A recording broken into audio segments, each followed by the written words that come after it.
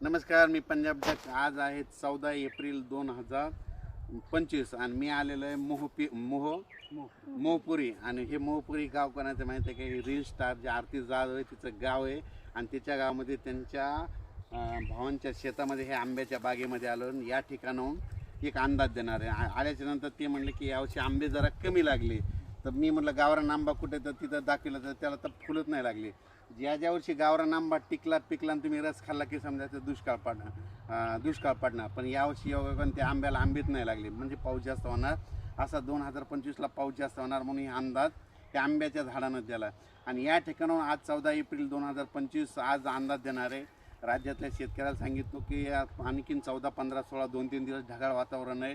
विदर्भात, पश्चिम महाराष्ट्र, विदर्भ, मराठवाडा तुरळक ठिकाणी कुठंतरी पाऊस पडणार आहे. सर्वदूर पडणार नाही म्हणून काही चिंता करायची गरज नाही. 18 तारखेच्या नंतर उन्हाचा पारा 43, 44, 45 अंशापर्यंत जाणार आहे. म्हणून हा अंदाज लक्षात घ्यायचा.